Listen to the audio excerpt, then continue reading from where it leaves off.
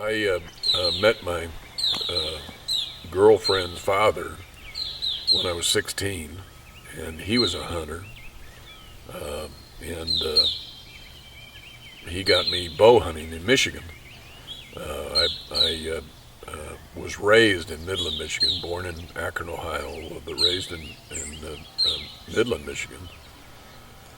And I met the Briggs family, and Mike Parsons married one of the daughters, and I eloped and married the second daughter, and hunted down in Houston, Texas.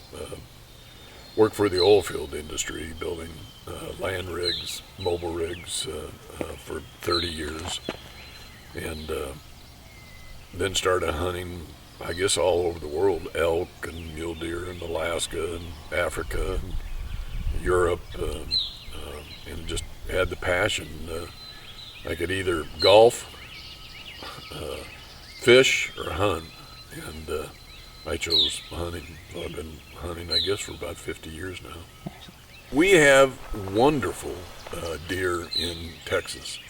I personally killed a couple 180, mid 180 class deer, smaller deer, 200-pound net weight, but they got 180 inches of horn on a 200-pound small deer. I've killed hundreds of deer in Texas. My son's killed a real nice deer in Texas also. So we, in my opinion, Texas has some of the best hunting in the lower 48. Elk, though it's not, they're free range, but they don't have a season for elk. Antelope in the west part of Texas, and more Boone and Crockett antelope come from Texas than any other lower 48, believe it or not. Mule deer in the Trans-Pecos area of Texas, which is far west Texas, and then whitetail deer. It's, in my opinion, second to none. Bear hunting, they don't have bear like this, but they do have bear. I'm not too sure that people hunt bear in Texas. They hunt lion, they hunt bear, but certainly not like Saskatchewan. Chances for a big body deer, 350-pound deer, you don't get that down to Texas. The horns here, you have to be very selective. Obviously, you'll see a lot of bucks on these stands that Greg puts together. Hunting's hunting, whether it's in Texas or Mexico or here. I enjoy getting out on the stand. I enjoy meeting the people that you meet on hunts like this. I've got to pinch myself being able to hunt with my brother-in-law and my nephew, and golly, we cut up all the time, and it's good medicine. I'll just tell you. I guess I've been hunting here in Chaparral 5 or 6 years. Whitetail for sure 5 or 6 years. This is my 4th year for bear. I enjoy the crap out of it. These guys are well organized. They'll absolutely positively go out of their way to make sure that you have a quality hunt. Like you might not see the bear that you want, you might not see the deer that you want, but man, the other aspects, killing is the small icing on the cake, at least for me. Being able to get out and see, I think I saw a fisher the other day on a stand. You aren't going to see fishers down in Texas.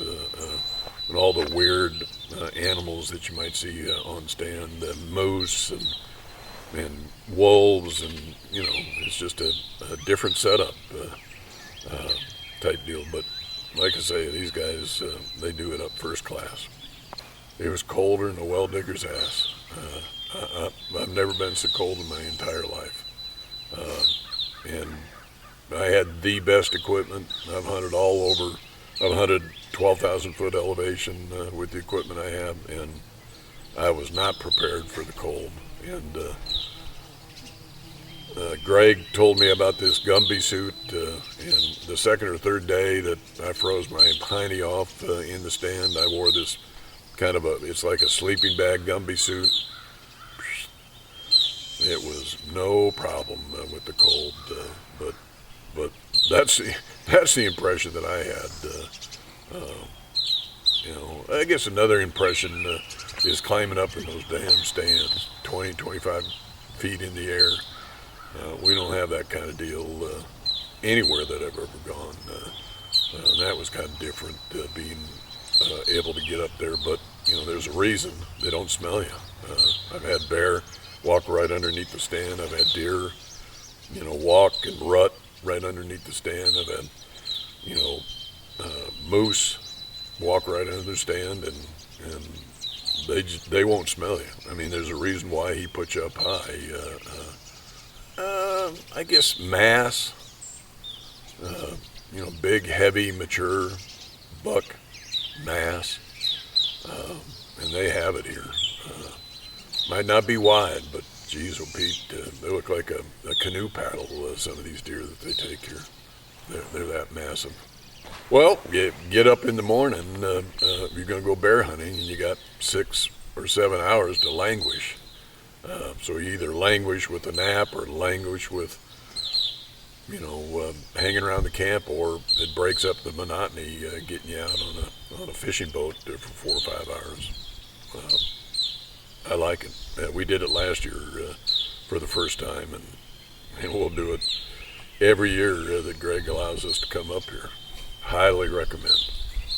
We caught a couple fish yesterday, and last year we caught Terry, my nephew, caught a 38-incher, and I caught a 40-inch plus pike last year, and fishing's been pretty good, and second to none. Just, the